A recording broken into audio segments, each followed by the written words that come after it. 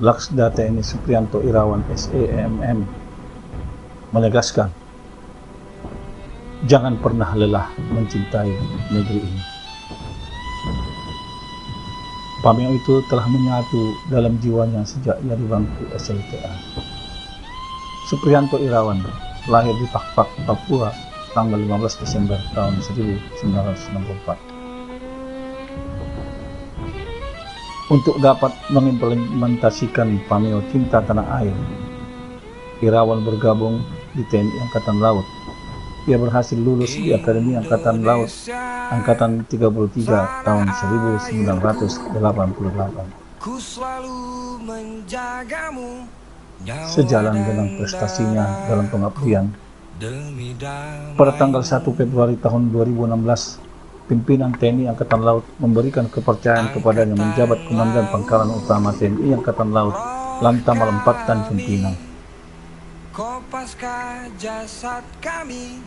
Ketika kita bicara tentang kawasan maritim di Kepulauan Riau, kita seperti membaca kisah sedih yang nyaris tak berusai. Sebab tak sedikit peristiwa besar di sana yang bahkan mengubah banyak peta konstelasi politik internasional. Sejumlah titik perbatasan yang memiliki bentuk geografis maritim di kawasan Selat Malaka, Selat Singapura hingga Laut Cina Selatan, khususnya yang berada di wilayah perairan Kepulauan Riau, menjadi salah satu areal strategis nasional. Mengingat perairan ini merupakan salah satu jalur perdagangan laut terpadat di dunia. Keamanan dan kedaulatan negara di kawasan perairan perbatasan terus menjadi fokus pemerintah. Seiring dengan kondisi titik-titik perairan perbatasan yang tergolong rawan dan Selat Malaka pun disebut sebagai selat paling berbahaya dunia, International Maritime Zero mengidentifikasi bahwa kejadian-kejadian di Selat Malaka sampai 300 kejadian dalam setahun. Ini yang membuat akhirnya Pangarma memerintahkan wilayah untuk meningkatkan kemampuannya mengamankan perairan tersebut. Nah, saat itu muncullah ide membentuk WFQR, Western Quick Response Lantamal 4 Tanjung Pinang.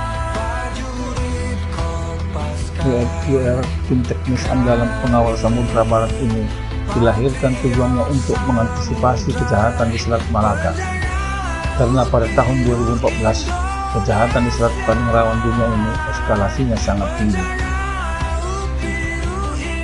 Sentuhan tangan dingin Laksamana, TNI Supriyanto Irawan SE mengendalikan tim taktis yang diperkuat dengan personil unsur intelijen dan unsur operasi seperti Satuan Komando Pasukan Katak atau Satpaska, marinir dan beberapa unsur lainnya hanya dalam hitungan beberapa bulan di titik perairan rawan kejahatan di kawasan Kepri berubah menjadi zero pelanggaran. WFQR bermarkas di Sekupang dan Tenggur, Kota Batam. Tim ini lebih banyak bekerja dalam diam dan dengan cepat mampu menghasilkan kinerja. Kiprah tim ini sejak dibentuk pada tahun 2015 terus menjadi pembicaraan publik sejalan dengan kemampuannya dalam mengatasi berbagai hambatan, tantangan, ancaman, dan gangguan di wilayah Jalan Tamal 4 Pulau Gurindam itu. Prestasinya dalam memberikan dampak positif keamanan mendapat apresiasi dari banyak pihak di tingkat nasional dan internasional.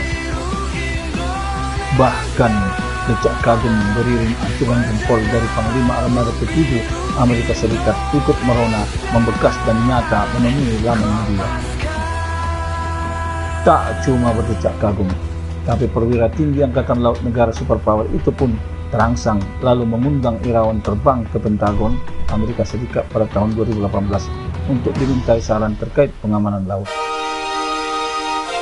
Karena merasa puas rajutan persahabatan dengan sang Rockman Warmabat ini, pada September 2019 Panglima Armada ke-7 Amerika Serikat Laksamana Muda Mr. Andrew Richardson pun berkunjung pula ke Mabisal. Julukan si macan laut sangat melekat padanya sejak ia berpangkat mayor menjabat tugas dan Satpoltas Lantamal 1 Belawan tahun 2000 hingga 2002. Kala itu pula ia menginisiasi berdirinya tim Buser Lantamal 1. Ia dikenal ahli strategi di bidang intelijen dalam hal pengamanan laut. Kala tim UFQR Lantamal 4 TPI di bawah kendalinya dalam mengamankan laut, militer Lantamal Pulau Bintang itu, tim ini berhasil menggagalkan upaya tindak kejahatan dan penyelundupan sebanyak 28 tangkapan. Di antaranya, prestasi yang luar biasa adalah sindikat kejahatan narkotika penyelundupan 1 ton sabu. Dampak positif dicukupnya bandit narkoba tadi, bandit-bandit lainnya pun terpaksa bersembunyi dan mengurungkan niat jahatnya karena hampir tak sebanding kepiawaian bandit dengan strategi ujung semacam laut ini. Ia tak gentar dengan itu. Ketika melihat sederet penghargaan yang menyesat ruang kerjanya, Decak kagum dan aplus menambah riuhnya apresiasi. Tapi tak sedikit pula ancaman yang datang. Kendati demikian, Irawan tetaplah Irawan. Sesuai prinsipnya, risiko pasti ada dalam menegakkan kebenaran. Ya, memang tak sedikit ancaman datang kepada saya. Tapi, insya Allah saya tidak pernah gentar, karena saya menjalankan perintah negara sesuai prosedur hukum. Jadi saya tidak pernah gentar terhadap ancaman. Sejarah mencatat prestasi gemilang mengantarkan Rokman Formabar, sekarang Formadar 1 ini menjadi tangan kanan pejabat nomor wahid di TNI Angkatan Laut, yaitu selaku asisten pengamanan atau Aspam Kasal. Selanjutnya, Laksda TNI Supriyanto Irawan diberi tugas khusus oleh Presiden Republik Indonesia Dr. Joko Widodo sebagai Sekretaris Utama Badan Keamanan Laut atau Sestama. Sebagai pejabat nomor 2 institusi Bakamla, ia menjadi motor di balik penguatan Bakamla sebagai kedinasan penjaga kelautan dan pantai, hingga akhirnya peraturan baru terkait integrasi pengamanan laut. Dari sebunduk penghargaan itu, menurut Irawan yang paling berkesan baginya ketika ia diundang ke Pentagon untuk dimintai saran oleh petinggi penegak hukum di negara superpower itu. Julukan dan kehadirannya memenuhi undangan dari Panglima Armada 7 Amerika Serikat, Tuan Andrew Richardson pada September 2018 itu tentu menjadi kenangan manis baginya. Kini sang Laksamana memasuki masa purna tugas, tapi Supriyanto Irawan bersumpah bahwa pengabdian untuk negara tak akan pernah usai sampai titik darah penghabisan. Jangan pernah lelah mencintai negeri ini. Jalis Veva Jaya Mahe, salam hormat, penulis Baginda Mas Tri Tanjung.